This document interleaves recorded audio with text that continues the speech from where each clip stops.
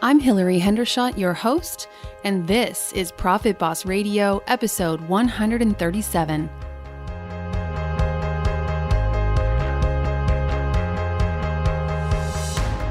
Profit Boss Radio is your weekly wealth mastermind. Profit Boss is also a community and a movement for women who are ready to take control of their money, break the glass ceiling, and give ourselves permission to finally have enough. Want the secrets of wealth to be yours? This is the place. I'm Hillary Hendershot. I'm a certified financial planner running a leading advisory firm for women, and I'm sharing with you real stories from real life and real women who are making it happen. Forget Wall Street. Let's do this, ladies.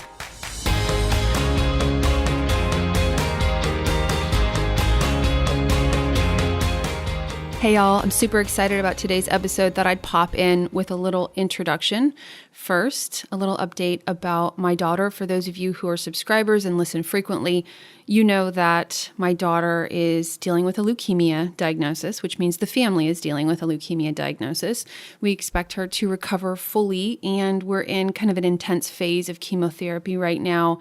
My husband and I are actually administering intravenous chemotherapy in the home at night. It's kind of freaky. And I have missed a couple weeks of publishing, but expect to get back to a full and frequent weekly publishing schedule pretty soon. She's got about another 50 to 60 days. Actually, I think it's a little over 60 days in this kind of immune compromised state. And I spend many days at Stanford Children's Hospital, also known as Lucille Packard Children's Hospital.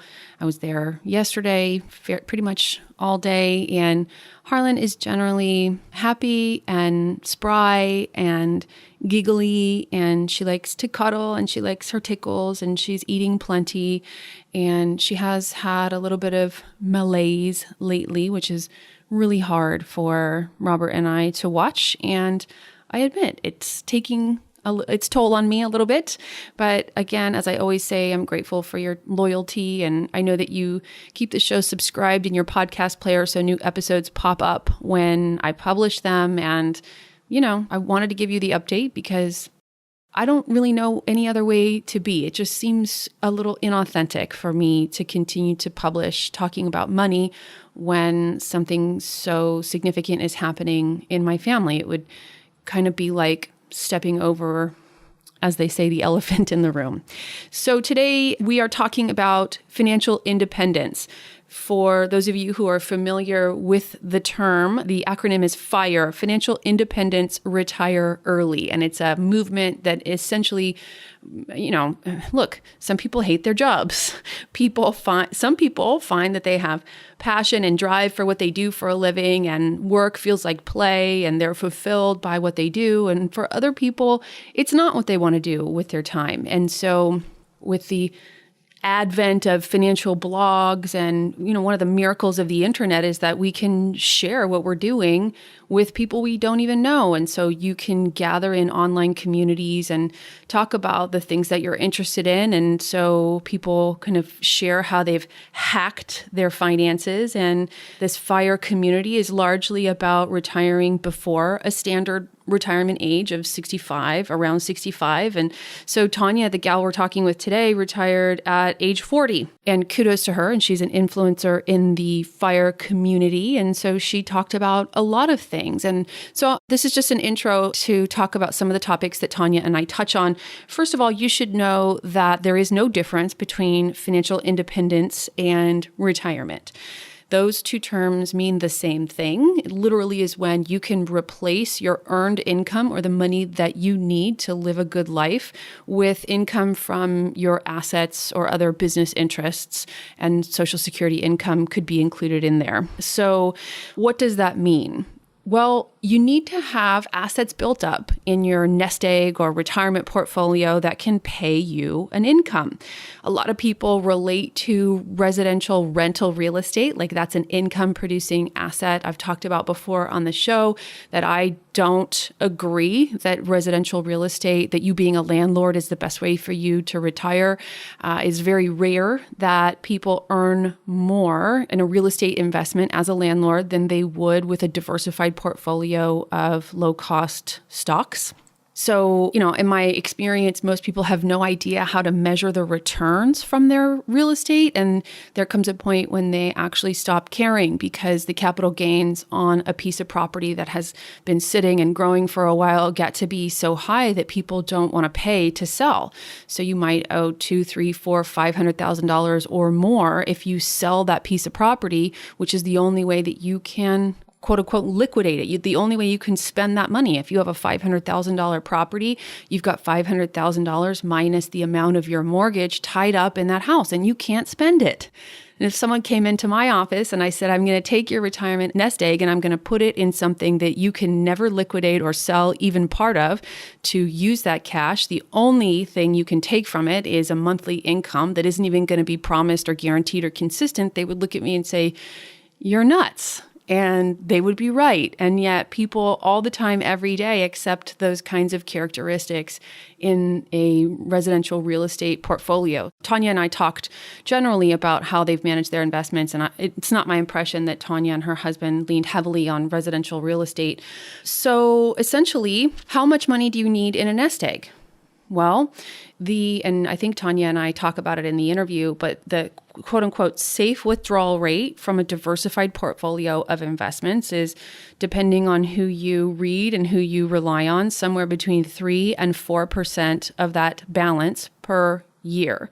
Now, my clients, because we use a special kind of mutual fund that has lower volatility than a broad-based market index. Actually, I've been paying them more than 4% for many years. And if you want to know more about that, I'm happy to talk with you. If you think it's appropriate for you, I might be the right financial advisor for you to work with. We can talk more about the details of that. But for the purposes of this conversation, let's just say 3.5%. Let's just split it down the middle between 3 and 4%. So that means if you have $1 million in a diversified portfolio, you can take $35,000 of it as income every year. And that income doesn't have to come from dividends.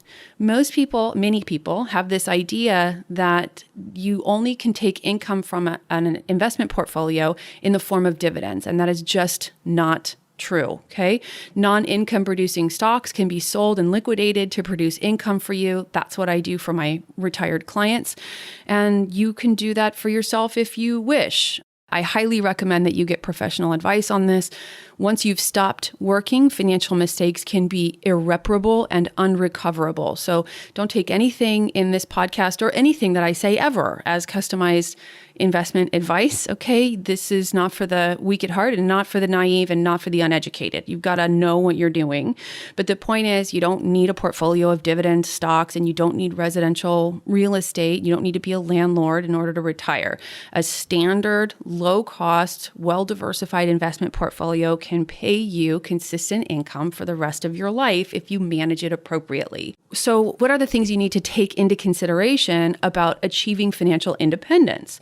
Well, you need to be pretty clear that your savings rate during your saving and investing years is going to maximize the likelihood that you get to that nest egg amount that you need to replace your earned income. So let's say your lifestyle costs, let's just use round numbers, $70,000 a year. You need $70,000 to live a good life, and that's gross income. So that includes taxes, income taxes. So after income taxes, maybe you're living on $50,000 a year. Well, you need $2 million saved to do that. So there are savings calculators online. If you want to check it out, go ahead and see what your savings rate is going to have you be at in terms of a nest egg.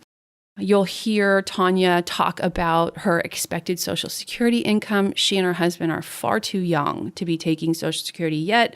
For folks our age, let's say early 40s, your retirement, what they call full retirement age for Social Security, might be 67. It might be even later than that, 68, 69, at which point you can take your full expected Social Security income and not take a hit on that income. So she has that income coming later. So she's calculated that into her math when she decided how much money she and her husband needed to retire. So let's talk about your investment strategy. Is that strategy long-term? Is it sort of set it and forget it, right? Or does this require daily trading, weekly check-ins? Are you relying on someone who's picking stocks and timing trades? I don't recommend going into retirement with an active stock picking strategy. At some point, you'll lose your ability or interest to accomplish that effectively, and you could get yourself in trouble, right? So you got to set yourself up to win here. Also, where are you going to live? It's not common for people to buy and sell houses when they're retired. Pretty much once you retire, the home that you're in is probably the home that you're going to be in for quite a while, until you maybe move into a retirement facility or a seniors community or something like that. So are you going to pay off your mortgage? Now, a lot of people think that you have to pay off your mortgage to achieve financial independence adequately, and you just don't. You can, in fact, keep some of that money that you would put into the home that you live in, which would, again, turn into illiquid money. When I say illiquid, I mean you can't spend it. Once you've put it into the house, if you pay off your house, you have $500,000 or $1 million of equity that's tied up in that piece of property, and you can't spend it. So another option is to keep it in your investment portfolio and have that chunk of money that you would have put into the house actually pay the mortgage payment. And if you invest properly, you should expect to earn more in your stock investments than you would on the growth of the home. So that's actually a savvy financial tactic. Also, it can be really hard to qualify for a mortgage once you're retired. You don't have a paycheck. No one's writing you a check for consistent income, and that's what a lot of lenders want to see. So it's unlikely that you'll move often once you stop working. These things, plus the condition of your health insurance, whether or not you still have costs associated with your children or other family members to be expected, all need to be taken into account. You need to make sure you have adequate insurance. Again, you need to bulletproof your financial life before you stop working. And that really is, in my opinion, the most valuable work that a financial planner, a comprehensive financial advisor, does with his or her clients. Essentially, we make sure you're insulated from all the things that can and do go wrong for other people. Okay? So, Tanja and her husband have decided to DIY that. I offer that as a comprehensive service to my clients, and you get to make the choice. Are you a delegator, or would you like to just do this on your own? Do you want to assume that risk on your own? Because nobody answers to you if you don't have a professional on your team, right? Okay, I think that's about it. If you have questions about financial independence, we're happy to hear them, and I answer them in my Ask Hillary episodes. Just record yourself asking the question on your little mobile device and send that recording off to media@hillaryhendershot.com. We'll put the email address in the show notes. Remember that Hillary has one L and Hendershot has no C and two T's. You would not believe how many times a day I have to spell my last name. Okay, great to be back with you. I hope you enjoyed this interview with Tanja Hester.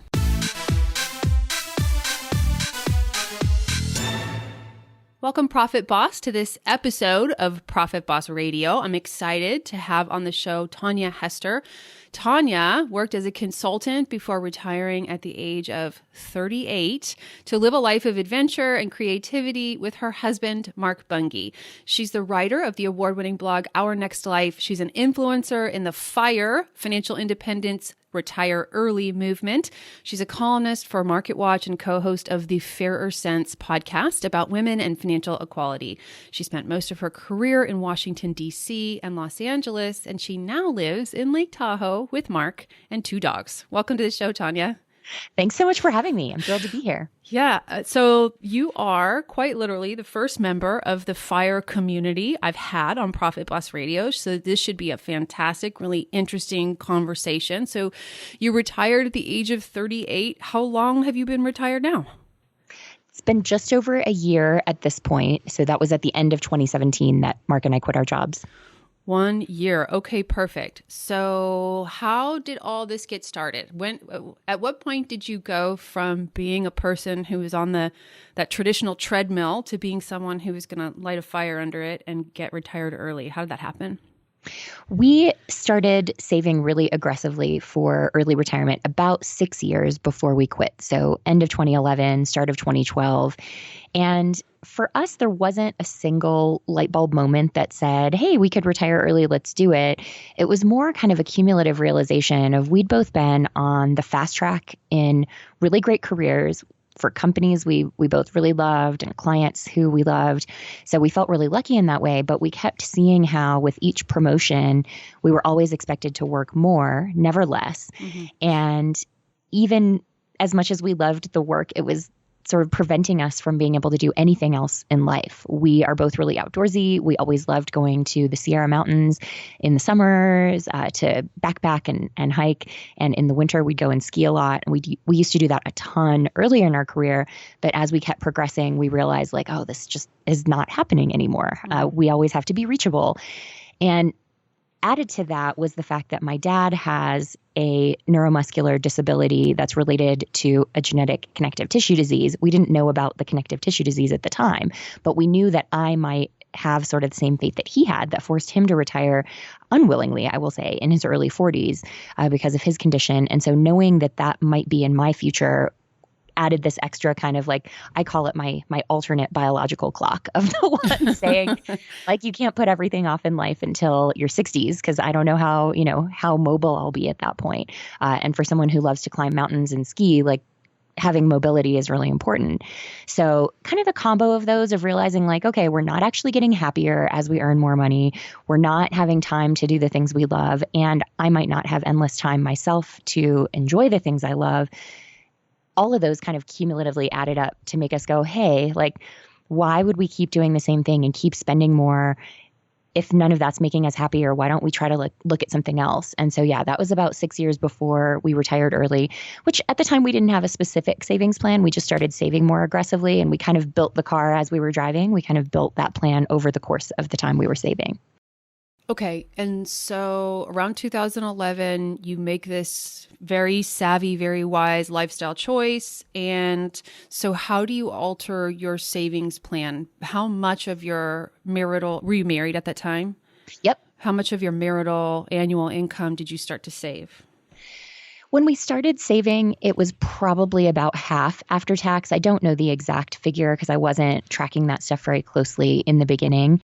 That was definitely made possible by us both having six-figure incomes, not having kids. At that point, we didn't have any debt anymore that wasn't mortgage related.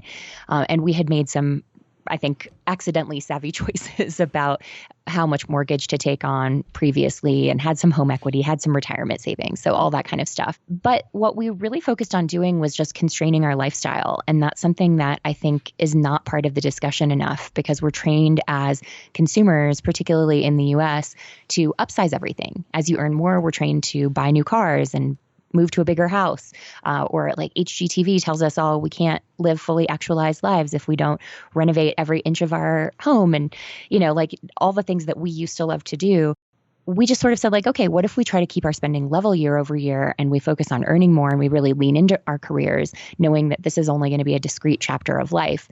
Then we could accelerate our savings. And that's really what we did. So we didn't make any drastic cuts to our spending. We did in some areas, but mostly we just focused on keeping our spending the same and then really working hard to earn more. And so in our last year of work, it was almost 80% of our after-tax income that we saved. And I always want to caveat that I never share that number to shame anyone who's saving less than that. It's more to sort of show what's possible if you work for many, many years to save. Because even the 6 years doesn't tell the real story. Like before that, I'd paid off debt. We had saved to buy a house in Los Angeles. Like we had done all of these different financial things that really prepped us for that. So by the time we were saving 80% of after tax, that was really reflective of, a 15-year financial journey, really. And, kind of from a place of real good fortune in terms of our incomes. Mm-hmm. What do you think were the choices that you made that you called accidentally savvy? So the 2008 financial crisis really, really scarred both of us. We were living in LA at the time. We saw a ton of friends who had felt the rush to buy earlier get either wiped out or significantly harmed by the things like balloon mortgages or the 5/1 ARM loans, things like that. Uh-huh. And so we just really, really felt strongly that we did not want to buy property, even though prices came down in 2009. That's when we bought. We felt like, okay, we're getting this opportunity. Everyone, the bank, our realtor, even some friends told us, hey, use this opportunity, buy as much as you can because it's Southern California. Values will always go up. And we said, I understand that point of view, but we don't want to be in a position where we are house rich, cash poor. Mm-hmm. And we know that either of us could lose our jobs. And so we felt very strongly we wanted to only buy as much home as we could easily afford on one of our incomes and still have room to do other things. So I think the banks would have happily lent us more than double what we ended up borrowing. But we bought, a pretty modest fixer-upper condo instead of buying a house. Mm-hmm. And that, I think, ended up being one of our very best decisions. And before that, it was staying in a rent-controlled apartment in West Hollywood for 6 years when we easily could have moved into something nicer. It was not a nice apartment, but it let us save a lot of money. And so that was kind of the same approach we took to buying in Tahoe. We got lucky here with timing. It was 2011. It was bottom of the market, but it was definitely a situation where we could have gotten something much nicer or bigger and in a better neighborhood if we were willing to spend more. But we really said, no, we want to make sure that this is as little house as we can sort of live with. Mm-hmm. What were the careers that you had? Who were you as professionals before you retired? So I was a communications consultant for political and social cause clients, and Mark did political survey research. So he was a pollster. Did you resign on the same day? No, we wanted to, but we couldn't. Mainly, we both had been with our companies a really long time. Mark was there almost, I think, 19 years. I was there almost 16. Wow. And so they were both back in DC. We had to travel from Tahoe there to give notice, and our bosses were traveling at different times. So we had hoped to go together, give notice at the same time, but he ended up doing it about a week and a half before I did. Wasn't quite the bell ringing moment you had imagined. Okay. No, but it was good. I think people imagine that moment when you're going to leave the office and light the match behind you and go out in flames, Right. Which I understand on a bad work day. We all have that image, but we both really care about the people we work with. And so it was both celebratory, but also really bittersweet, because we loved all these people and loved the work we'd done and felt very fortunate and wanted to make sure people knew that we weren't leaving out of a lack of gratitude. It was just that we said, okay, we want this to be one chapter of life and be really happy about that and be really thankful for the people and then move on to the next chapter. Yeah, it wasn't a take this job and shove it kind of a conversation. Mm-mm. Yeah, you just started moving on to the next phase. And so mathematically, from a financial perspective, how did you know when you had saved enough money that you could retire? We did not, when we built this plan, have some of the financial tools that you can now easily find online or you can find in my book. But we both built our own models, even though I'm a communications person by career. I'm also a bit of a math nerd. And so Mark and I each built our own Excel sheets with different assumptions and different, factors built in. And then we both spent a good amount of time on those and then brought them together and went, oh, look, they agree. And so we used that as sort of checking each other. And so we each throughout the whole savings journey kept maintaining our own spreadsheets, and just we would do a quarterly check-in and say, okay, where are we on the math? Do we still match up? But for us, it was a slightly different challenge because a lot of folks who aim for early retirement think of all their saved money as one pool of assets. So a lot of the different things that people save for retirement tend to be in tax advantaged accounts like 401ks or IRAs, Roth IRAs, that kind of thing. A lot of folks who talk about FIRE talk about how you can access some of that money early without paying a tax penalty. And that's great for some folks, but we really didn't want to do that. So we built what we call a two-phase retirement, and we saved for traditional retirement almost completely separately. So we have all the money we saved in our 401ks while we were working, and we're leaving that entirely alone. In fact, this year, we just happened to add a little bit to some IRAs because we were able to. So that money is for when we're in our 60s and beyond, and we'll be able to step up our standard of living a little bit at that point so that we can either travel a little nicer or pay people to clean the house when we're old and don't want to. Not in our 60s, but you know what I mean, 80s or something. Yeah. And then we saved for our early retirement, the period now until 59 and a half, as a completely separate financial thing. And so we saved mostly in taxable brokerage accounts. We paid off our mortgage. We bought a rental property, which wasn't originally part of the plan, but was a good opportunity to help a loved one who needed housing. We built kind of this multifaceted plan to give us income streams so that we don't have to tap those other retirement resources and won't jeopardize our financial health in our 60s and beyond. And, you had shared with me before we actually started recording that there are some people out there who do share their actual numeric numbers, and that the reasons why you're not one of them, and they sound like good privacy protecting, safety concerned reasons. And so while we're not talking specific numbers, it sounds to me like you gave yourselves a particular annual income or spending amount, and then you used some kind of safe withdrawal rate and essentially built up a nest egg that would support that withdrawal rate. Is that right?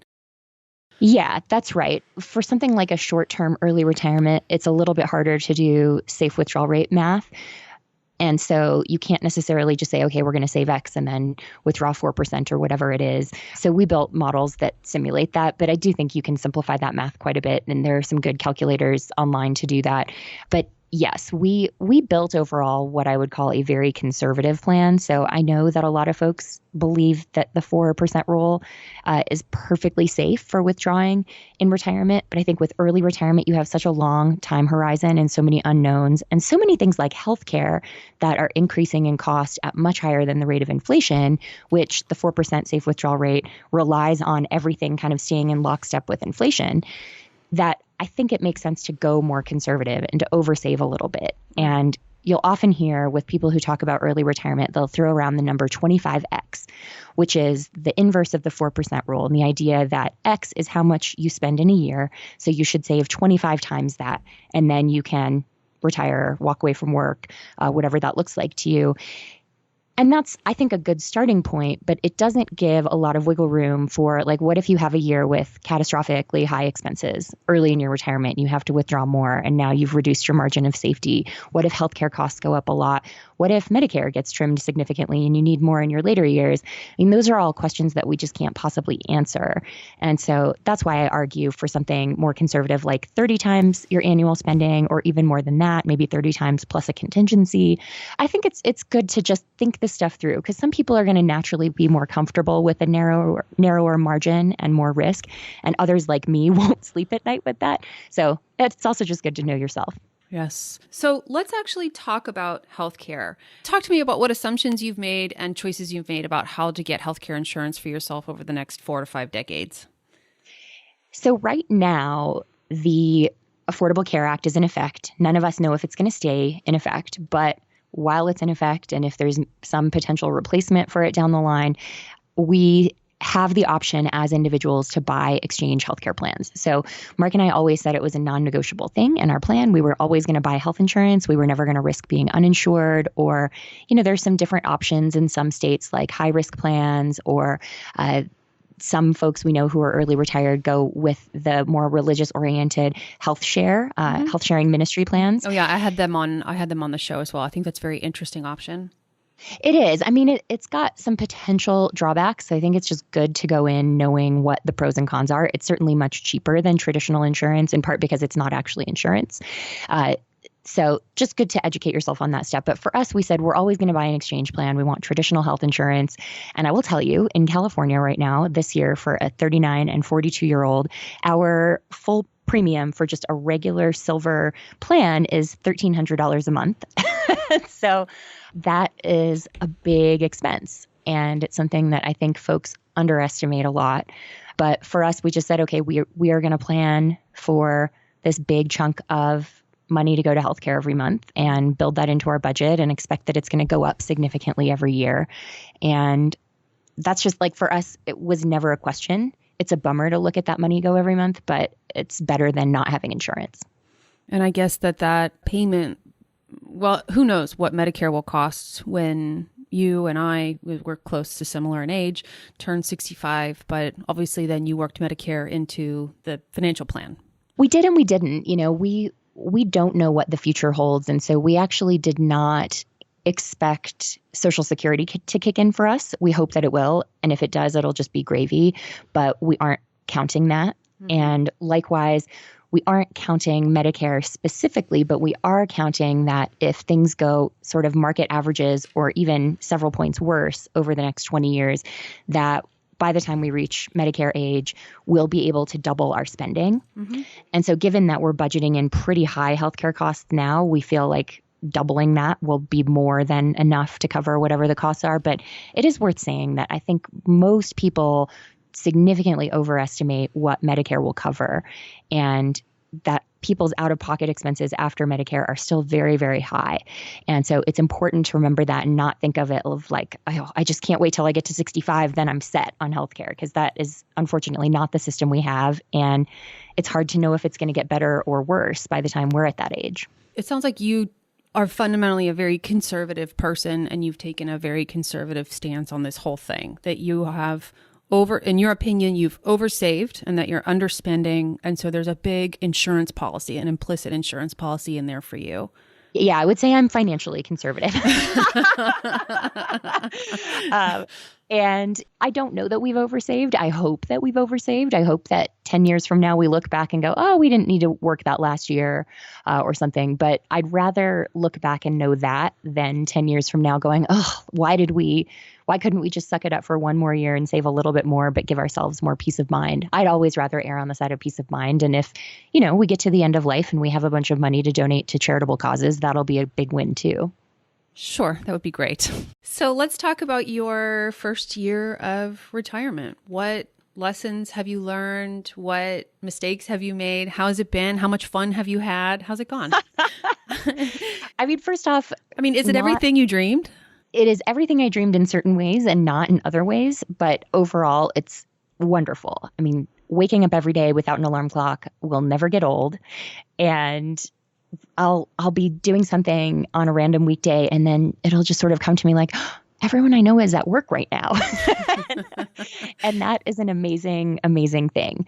Some of the stuff I learned was about the transition into retirement. And I think a big lesson is that the transition into early retirement is really not unlike the transition into traditional retirement. I think folks doing this in their 30s or 40s want to think that they're different from people in their 60s, but I just don't think that's true. I think you still struggle with this question of like, what's my identity now that I don't have a career title, which in our society is how we tend to assign value to people. And so if you now don't have that signifier of value, who are you? What are you? I think that's something that you can anticipate in advance. And I really encourage people to do that. But there's no preventing the need to have that whole process with yourself. I also think, it can be stressful on a relationship. So that was something that I didn't really expect. Mark and I have always enjoyed a lot of time together. We've never been one of those couples who have essentially separate lives and then when forced together go, oh, how do we relate? Like we always love time together. So we assumed that the transition into retirement would be totally easy. And I think everything that we went through in the first year was totally normal and we got through it, but it was just sort of the like natural stress that comes with navigating a big life transition. For me, I learned of too close for comfort. Less that and more just like it is a big thing that you're going through to give up your career and transition into a different identity. And you're both going to go through that in slightly different ways. And doing that as a couple, I think it's just, that's like stress on the relationship. So I think it was just that. And then learning about myself, I think the biggest thing was I had always very much envisioned an early retirement in which I did creative stuff. But I think I was really surprised by how much I actually wanted to do things that look like work once I didn't have to anymore. Once there was no longer someone in my email saying, where is something? Or you have to do this by X date, or, all the stuff that goes with traditional employment. Once it was purely for joy and purely for me just wanting to create something and put it out in the world, it felt so different in a way that really surprised me. So I actually spent a lot of my first year working on the blog, the podcast, writing the book. And I'm sure there are those who will say, oh, well, that means you're not retired. And that's fine. So shape your own retirement that looks different than that. I think the point is having the freedom to shape your own life and your own time in whatever way appeals to you. And for me, it was, I think, just a surprise that meant a lot of work. Well, it's obvious that and I'll say when I started Profit Boss Radio, I did it for a number of what I thought were marketing reasons, building a brand. And what I discovered is that this podcast has actually become a form of self-expression for me, that there's a part of me that's fulfilled and feels like I'm being heard, like I had something to say and people are actually listening to it. And that's massively rewarding for me. And I can tell from your blog that you're a fantastic writer. And maybe that's a self-expression for you and you enjoy doing it. And I mean, I can imagine sitting in a cafe in Lake Tahoe and hammering out a 1,000-word blog post about something I've learned, hoping that it would benefit other people. Is that kind of how it is? Oh my gosh, I need to learn to write 1,000 words. My posts tend to be closer to 3,000, but yeah, that's totally true. Okay, so, and obviously you've had some success and gotten noticed. I mean, names like Market Watch, that's a large platform. So do you have deadlines at Market Watch? Do you have an editor who's kind of all over you to produce things? Oh gosh, no. I think I would instantly rebel from that. So Market Watch sometimes will syndicate posts that I've already written, and then they basically just email me and say, hey, we like this post. Can we run it? And I say, yeah, great. And then other times I do write things for them, and then I get paid like a freelancer. But that's virtually always when it's just there's some story that I really want to write, and I shoot them an email and say, hey, can I write this? And they virtually always say yes. So it's not that I'm expected to publish on a schedule or you don't have a job deadlines. there. No. And that's to me one of those important lines where I so appreciate that they're interested in running my stuff, and it's wonderful to have that door open. But if it was a door that came with a lot of strings attached, I would say, nope, sorry, I'm retired.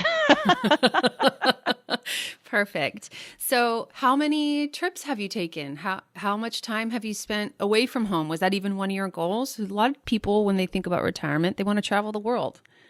Travel was super important to us. And so we did a lot in the first year. We went to France and Monaco in the fall, also Mexico in the late summer, and Taiwan last winter, about a year ago now. And then we did a lot of travel within the US as well. So we were gone almost a quarter of the year. And it was interesting because I think one of the things we were trying to feel out is like, I think people who work traditional jobs will understand before you do something like this, all of your time is so regimented that you can maybe take a week or 2 weeks for a trip, that anything longer than that is pretty impossible. So we'd gone to Japan in our last year of work, but we could only do 2 weeks and felt like we missed a ton. So this past year, we wanted to kind of experiment with that. So we did trips of varying lengths. And our last trip of the year was 5 weeks. And we discovered that that is a little too long, which was just good to know. You know, you don't know that until you try. And so we've decided that our sweet spot for trips is 3 to 4 weeks. And we're going to kind of go on that assumption moving forward and planning for the future. But yeah, we really got out there, saw some great stuff. It was wonderful, and hope to continue that for a lot of years. Do you travel with the dogs? We don't. We do a pet sitter or a house sitter, keep things nice and safe and secure. That's not cheap. Pet sitters aren't cheap. Are they cheaper in Tahoe? Oh, nothing is cheaper in Tahoe. Nope. But it's again, like such a non-negotiable for us. Travel was top of the list that we just planned for those kinds of expenses. Yeah. So do you feel that, and I realize the word mistake is kind of heavy or significant, but looking back, lessons or things you wish you would have done differently, anything like that? Yeah, I think the biggest thing is we would have actually taken our foot off the gas a little bit. I think if we had it to do over, we definitely got into this mindset in the last few years of we need to get there as fast as possible. We need to earn as much as we can so we have the biggest cushion. I think, you know, we had good reasoning for that, but like our second to last year, which also happened to be the 2016 election cycle, which I think was just very hard for everyone in the country, regardless of your views, that was the year when we basically took no vacation. We spent very little money on anything that brought joy to our lives, and we just tried to save everything we could. And we felt really miserable and burnt out and almost weren't sure if we were going to make it through our last year. As it turned out, the last year was one of the best years of our careers. We had like a very appreciative attitude about everything because we knew it was coming to an end, which let us behave very differently in the workplace. It ended up being all okay, but I think that living your best life now as much as you can while you're saving is really important. And I would sort of go back and tell, 5, 6, 7 years ago me to remember that, take care of yourself, use your vacation, have as much of a life as you can outside of work, and don't just put all your focus on saving money. Mm-hmm. So Talk to me about the phases of your retirement. So you've saved financially in a particular way. Do you think, first of all, do you have any inclination that you will have a problem with this neuromuscular disorder? How's your health? Everything going well? So it looks like I won't get the form that my dad has, the neuromuscular form. He had a lot of symptoms before 40. I turned 40 later this year, and so I'm hopeful that I'm in the clear there. But I do still have the genetic connective tissue disease, and so I am seeing some effects of that. And, most of the time I'm doing pretty well, but I definitely have bad days. I have, especially in the summer when it's warmer, that's when it's hardest because everything just kind of gets looser in terms of joints and whatnot. So in the winter right now, I feel great, but this summer we'll see. It definitely all makes me really, really glad that we did what we did and that I'm not stuck at work. When I'm having bad pain days, it's like, thank goodness I get to do this at home on the couch watching Netflix instead of like flying 100 flights a year and sleeping in hotels every night. Yeah. There's nothing like having to perform on a tight schedule when you feel like you don't even have that to give. And you're getting good health care with your Affordable Care Act plan. We are getting great healthcare and we are using it to the max. Perfect. One more question about how you're organizing your time now. So when you take on things that look like work, those things would be writing for your blog, potentially writing an article for MarketWatch. You've got a podcast. Any other? Oh, you have some. You wrote a book and you have some charitable give back that you're doing. You're working for a community organization. Yeah, we work for a couple of different groups, so we definitely spend time on charitable stuff. Mm-hmm. So how do you have a maximum amount of time that you're willing to spend doing things that look like work on a weekly basis? How do you make sure you still feel retired? That's a great question. And it's something that I think we are still figuring out. So we've tried to take a fairly organic approach to filling that out and just seeing what feels right and then saying, okay, do we need to scale back or can we lean in a little farther on something? The main thing is that we've tried to set some ground rules. So if either of us takes something on, we really try hard not to do the things we used to do in our career, which was like, we've lived in California for a while now, but had a lot of East Coast clients and colleagues. We would often take 7 a.m. conference calls or sometimes even 6 a.m.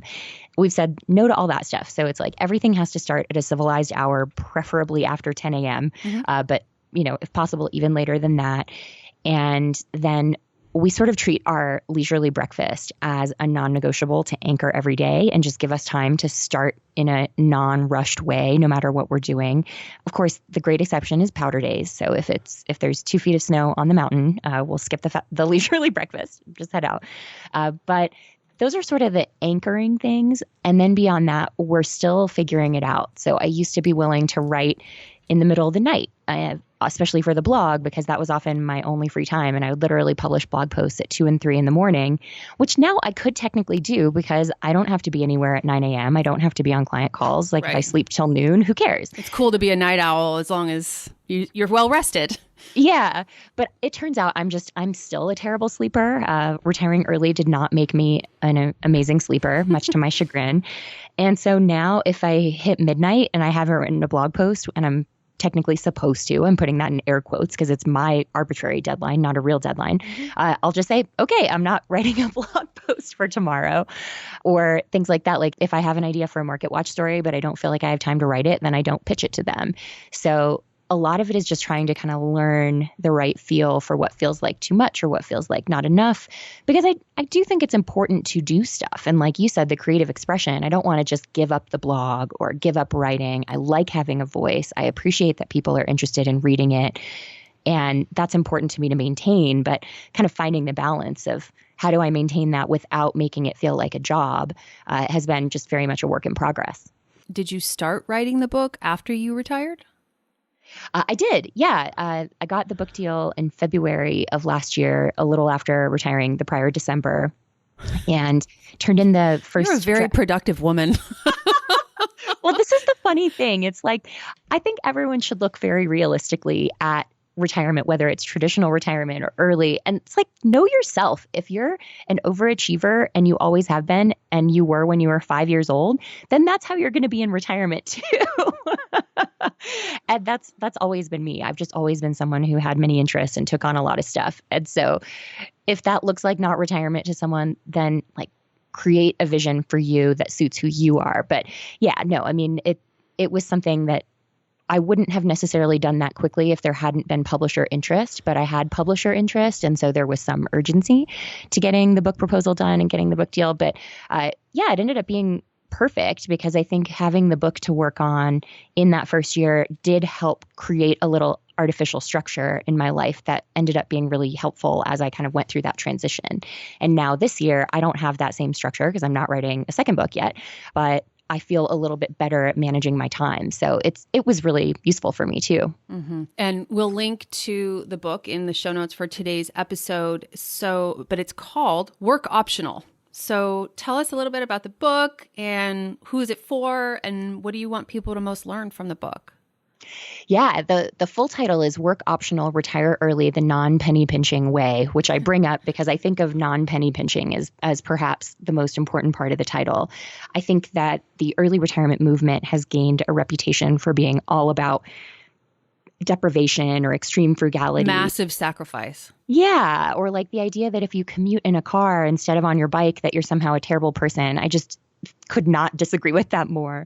I think it's up to each of us to decide what we value, what's worth spending on, what's not. And that should look different for each of us. So the book is really about helping people figure out what they value, both in life and financially, to build a really solid, bulletproof financial plan behind that. Because you can hear from me, I'm very financially conservative. I wanted to give everyone the tools to decide for themselves how conservative or aggressive to be in your financial planning. And then the tools to create a good plan to get there so that this is more accessible to more people, that it's not just for high earners. It's not just for dual income households. It's not just for people who've never had any debt. No matter what your starting point, if you have a little bit of wiggle room in your budget, this is for you. And it doesn't have to mean aiming to quit your job. If you love your job, it could just be about giving yourself a more secure traditional retirement or giving yourself the ability to take a year off and travel the world if that's something you've always dreamed of, or to scale back your hours. Or for someone who doesn't mind working, but you feel like your job that you're in now forces you to compromise your values, maybe it's being able to take a lower paid position that speaks to your soul a little bit more.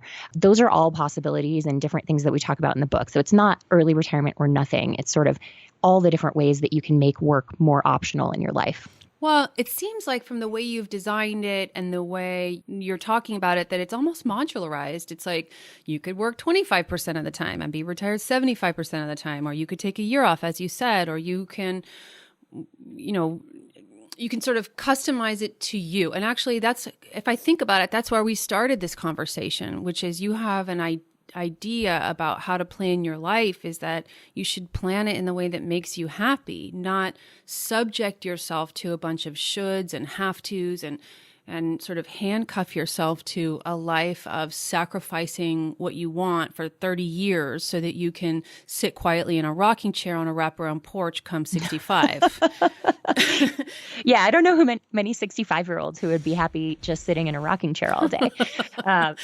Totally right. And I think that was important to me too, because a lot of the online discussion about early retirement is very focused on kind of this is how much you should spend and this is what your life should look like. And I just believe those are more personal decisions we should all make of what do I want to do?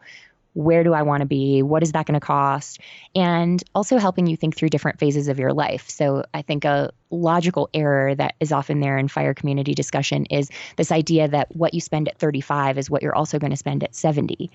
And maybe that'll be true, but more likely than not, it won't be true. And so thinking through some of that of like, maybe you're willing to live in a small house or even do something like live in an RV full time now, but are you going to do that when you're 80 and have healthcare needs? And yeah, no.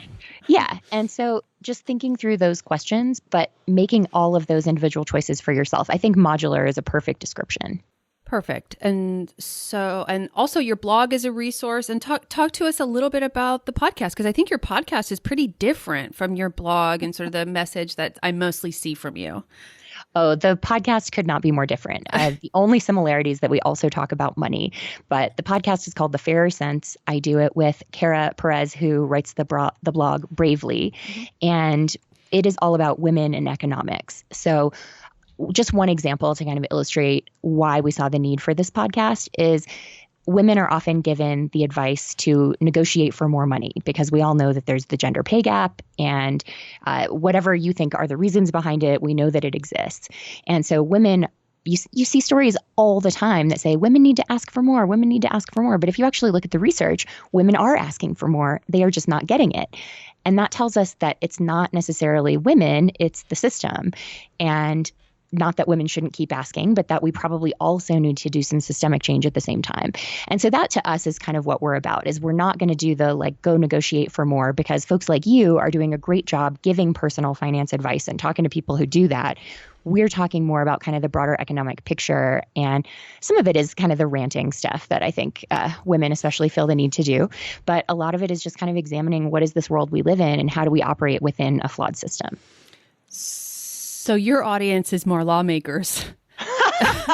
We're working up to that. This is a political show, a policy show. It's less political. It's probably less political than it sounds, but it's certainly looking at real economic data that isn't often part of the personal finance discussion. Mm-hmm.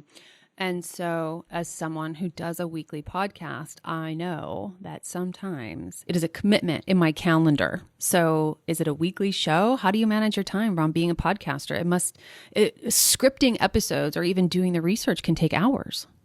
Yeah. And we especially took on a challenging format because we have multiple segments per show and multiple interviews in almost every episode.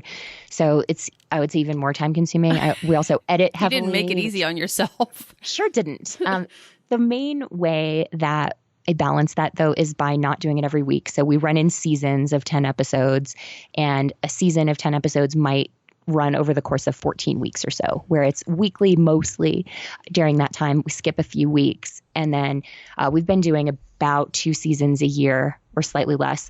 So it's not at all as onerous as it would be if we were trying to do it full time. I think, or I should say every week. I think if we did it every week, it would practically be a full-time job.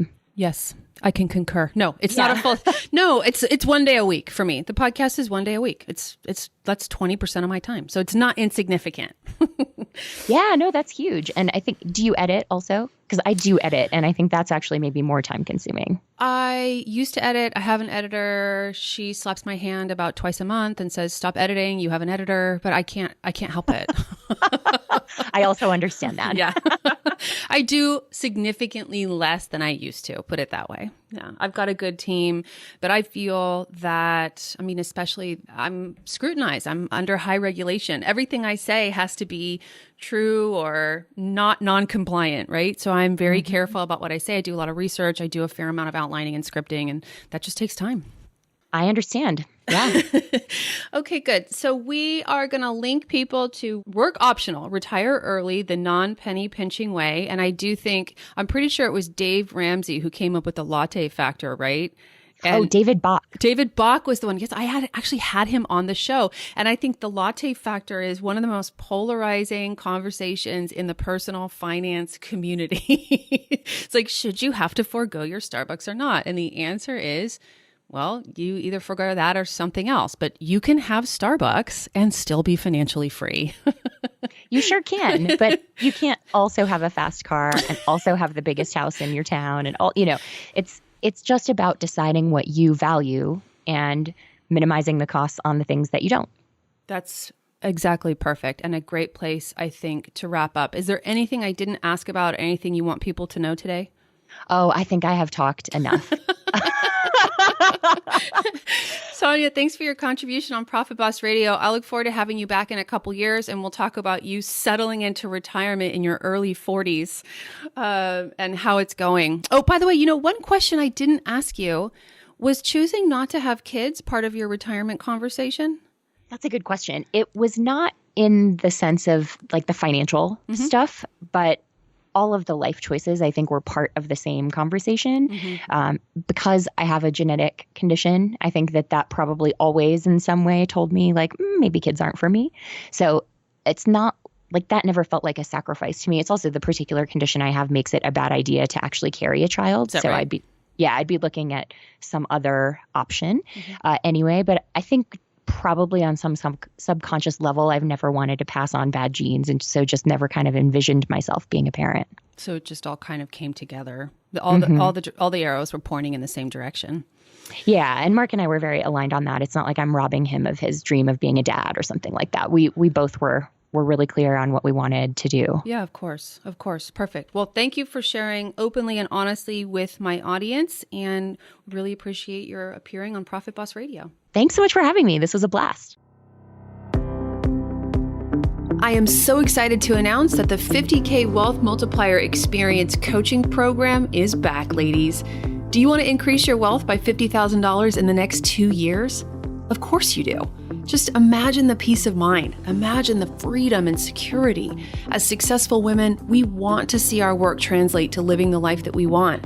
But the reality is that too many of us feel trapped by our finances. If you struggle to experience true peace of mind when it comes to your finances, if you're an entrepreneur and feel tied to your business because cash flow is unpredictable, if you want better control of your money, but right now you doubt your ability to handle wealth responsibly, your reality can start to change now. What if I can show you how to begin experiencing sustainable growth in your financial life in the next 7 months? Would you accept my invitation? Imagine being informed, confident, and in total control of your finances through a proven financial automation system. Imagine creating financial security and growing your net worth. If you're ready to ignite your wealth building future, you may be a candidate for my 50K Wealth Multiplier Experience. I'm opening registrations for the second year of this successful program in April of this year, 2019, and the opportunity is only open to a select group of applicants. The 50K Wealth Multiplier Experience coaching program will run from June to November of 2019. If I take you on, it's because I believe I can show you how to create a $50,000 difference in your net worth in 24 months' time. I'm going to ask you to work though. This program has a community element, so I'll ask you to meet with me and the other women in your cohort in San Jose, California, 3 times over the 6-month program. You get 7 one-on-one coaching calls with me, 7 calls with my team to organize your finances and make sure you're staying on track, and we will be there with you, supporting you every step of the way. Together, we're going to transform everything about your financial life, the way you talk about money, the way you think about money, the way you handle money, and the way you grow your money. It's immersive. We're also going to open up your bank accounts and set up my proven automation system, and then my team and I are there for you throughout the program and beyond if you choose to make sure the plan is working for you. The first step is to apply. You can find the link at 50kwealthmultiplier.com. That's the number 50 and the letter K and wealthmultiplier.com. Once again, 50kwealthmultiplier.com. You should know that no results are guaranteed. Just like any coaching program, you have to take new actions to produce new results. Take Danica, for instance. She increased her annual income by $400,000. Layla increased her net worth by $70,531 just over the course of the 6 months we were together in the program. Lucy started with a net worth of $65,000, but by the end of the program had grown her net worth to $111,000. And you want to know something? You can experience meaningful results in your financial life too, if you're ready and willing to do the work that's required of you to multiply your wealth. I'll be looking forward to receiving your application for the 50K Wealth Multiplier Experience.